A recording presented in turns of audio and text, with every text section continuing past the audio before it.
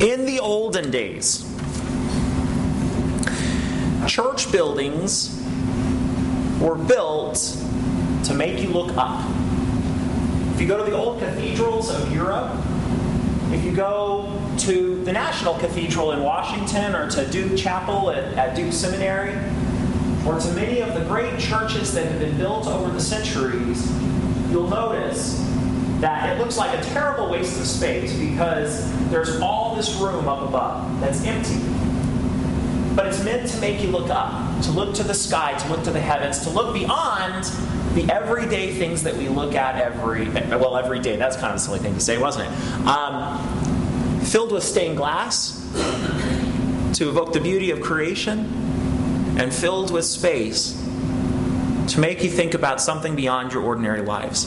Now, in the past few decades, many in the church have tried to bring the message of the gospel down to an understandable level.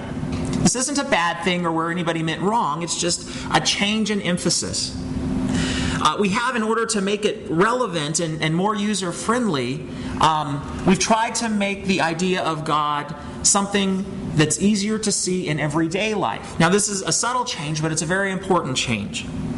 And that's led to churches which architecturally are meant to be more comfortable and more familiar to what you'd see in the everyday.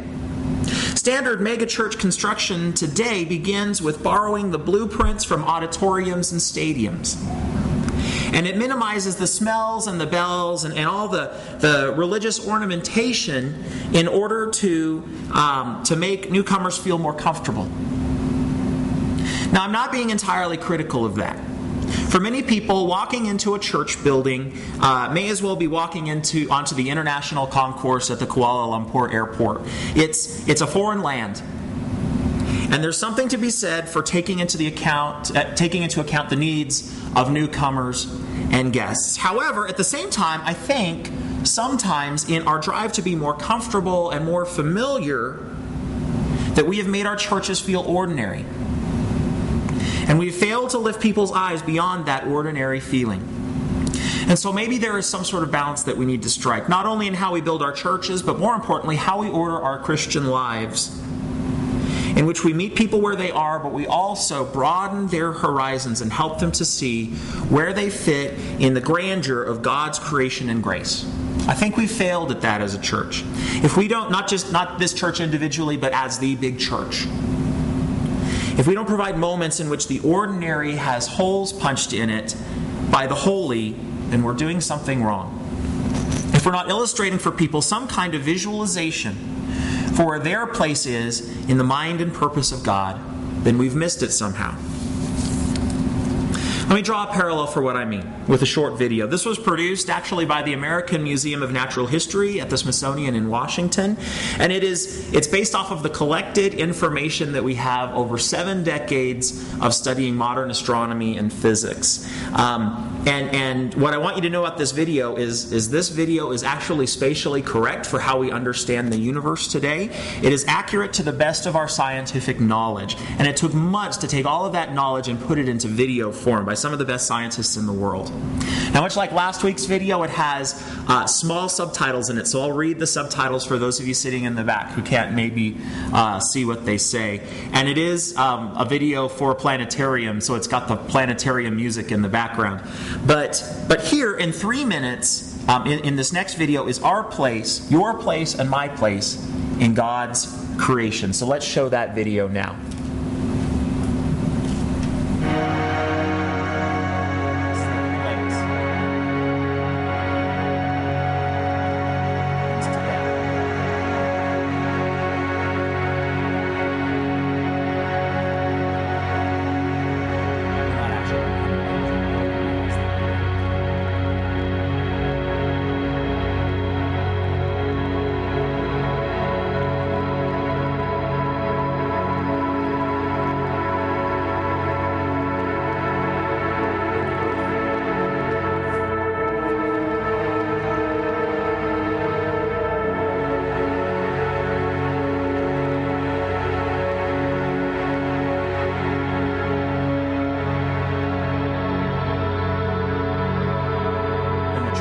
Of all the satellites orbiting the Earth.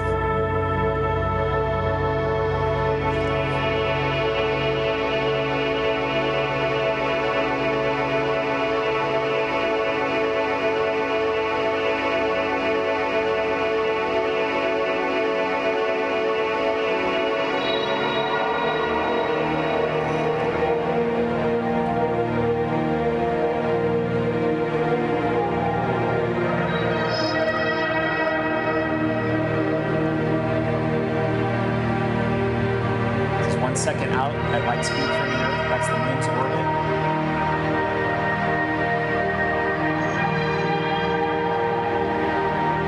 And the orbits of the planets.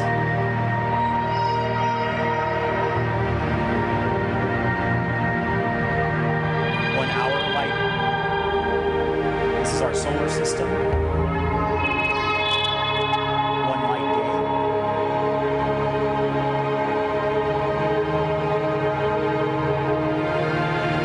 The sun's true brightness compared to the other stars from 1 light year.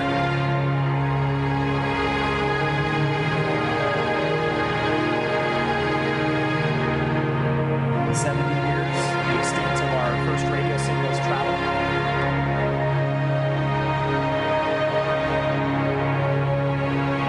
Galaxy. 1 million light years out in nearby galaxies.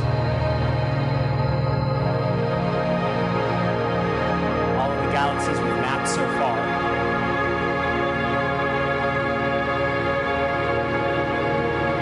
The 2 black cones are the areas we can't map.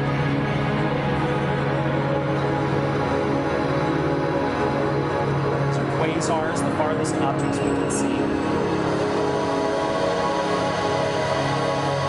The light we can map from the younger universe. 13.7 billion light years out. And the whole cosmic horizon of space and time. And then it goes backwards, so we won't show it all over again. But it makes you feel small, doesn't it? It makes you feel, I live most of my life feeling like I'm a pretty important person, right? Maybe me a little more so because I'm a narcissist, but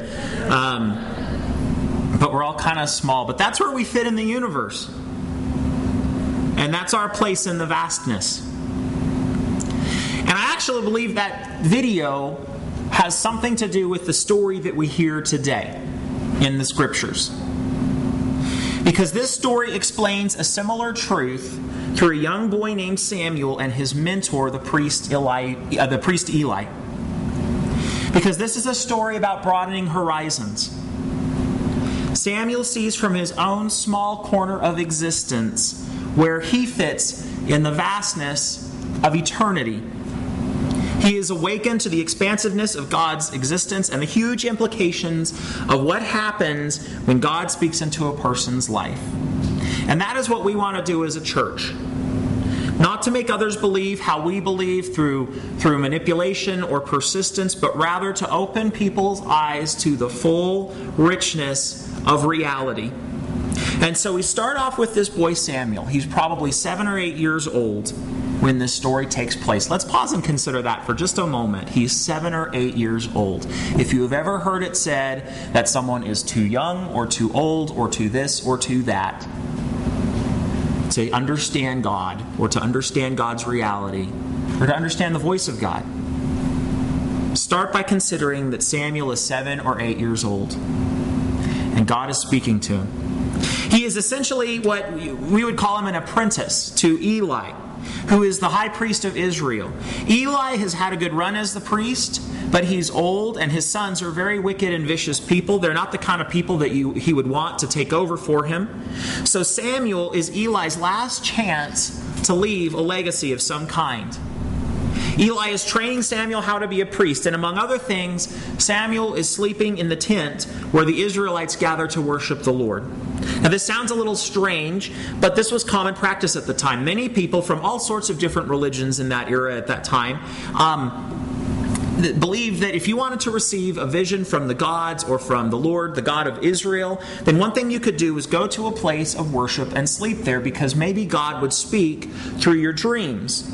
Thus began the tradition of sleeping through church. Samuel is doing just this. And he hears a voice which stirs him. So he runs to Eli because he doesn't expect God's voice to be speaking to him. He just expects it's Eli calling for him. So he runs to Eli and he asks him what Eli wants. And Eli has been fast asleep and probably not too happy about being woken from his own dreams. And so he tells Samuel to settle down and go back to bed.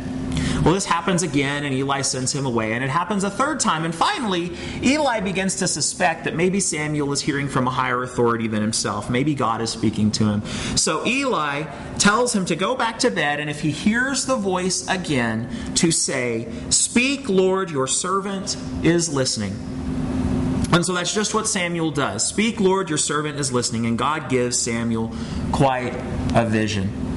This is one of those stories that fascinates me because there is so much going on. This is a story that, like preaching on it is fine, but what I'd really like to do is sit around a campfire and talk about it because there are different things going on at different times. You can't say that the Bible isn't great literature when it's got stories like this that have so many different ways to look at it. And I want to focus just today in a very incomplete way on 3 sentences. They're almost in the background of the story, but they are slipped in subtly, and they tell us a lot about God and a lot about us, and most importantly about how God meets us in our places in life. And furthermore, I think they're great guideposts for us as we explore the idea of evangelism. The first sentence is this: "The word of the Lord was rare in those days. Visions were not widespread." What a sad observation that is. We tend to think of biblical times as being sort of different today, that God was just always speaking and showing up, and that there was this sort of magical quality to those times. But here we see that something has gone wrong. The people are not seeing much of God. Why is that? I'm not so sure that it has much to do with God. I don't think that it was a case where He wasn't showing up. But in fact, the language seems to imply that the Israelites are not noticing God. They're busy with other things. The whole story first of all, the whole story is full of vision metaphors. Eli is in his old age and is going blind. It's almost totally dark in the tabernacle. God approaches Samuel when he's asleep and his eyes are closed. People are missing what's right in front of their eyes. Which to me, this makes it not so much a story about a long time ago in a land far away. This is something that people are prone to across time and culture, including here and now. We as human beings are gifted with incredible intellect. We are clever and creative, and those abilities can drive us to incredible heights of clarity. But we're easily distracted. The same species can split the atom and travel to the moon, but we're also prone to liking tabloid magazines and keeping up with Kardashians on TV. I suspect that's what's happening here. The Israelites are called to this extraordinary existence, but they are caught up in things that are very ordinary. And that sounds familiar to me because we live in such times. We live in times of great change and great progress, but we've stopped asking what the implications or the end goal of that progress is. And because we can't look beyond ourselves and our own everyday ho-hum existence, we miss God's voice. And because we can't look beyond ourselves, we miss the visions of God. Because God can't break through our noise. And so the word of the Lord is rare in our day, and visions are not widespread. But we have hope. Because that is not the last sentence of the story, that is the first sentence of the story. There is someone listening to God. God calls out to Samuel, and Samuel hears. He doesn't understand it, but he hears. In fact, the next sentence that really interests me is a little further down in the story, and I notice that it says that Samuel did not yet know the Lord, and the word of the Lord had not yet been revealed to him. Well, no wonder Samuel is confused about what's going on, and he keeps barging into Eli's sleeping chamber and waking him up. He doesn't know who God is. And here's something important for us to notice as we talk about evangelism and faith sharing. Eli, once he figures out what's going on, Eli, who does know the Lord, helps Samuel in his first steps toward God in responding to God's voice. Samuel doesn't know God, but God knows him, and Samuel knows someone who does know God. See, I think for a long time we have thought of evangelism as us imparting something to others.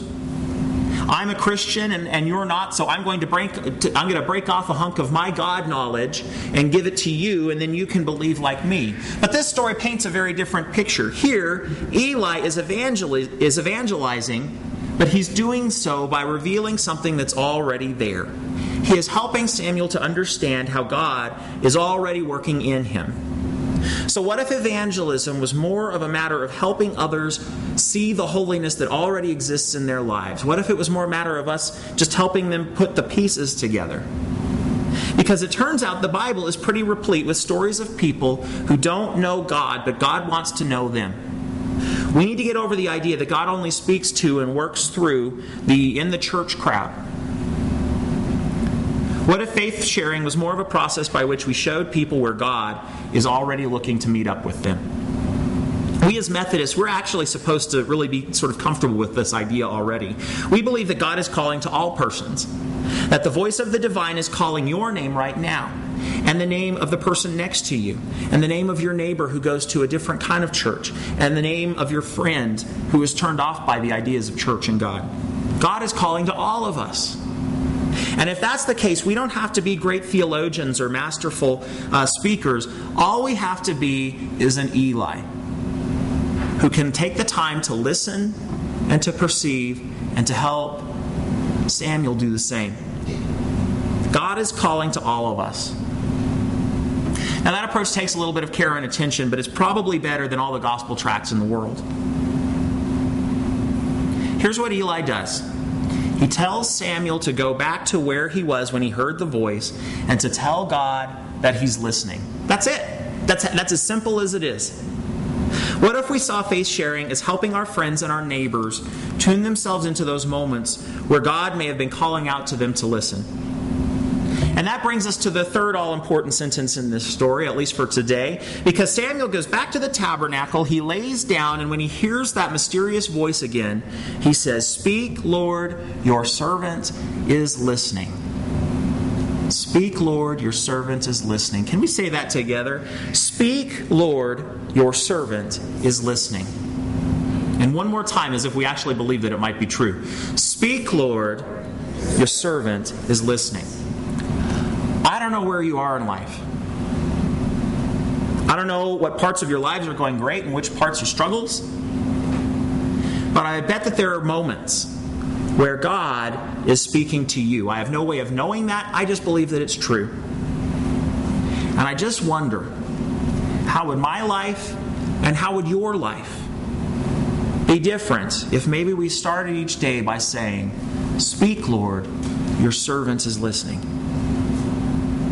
Would the word of the Lord be as rare in our day? Would visions still not be widespread? And the other thing we need to consider is how we can pass that wisdom along, much like Eli did.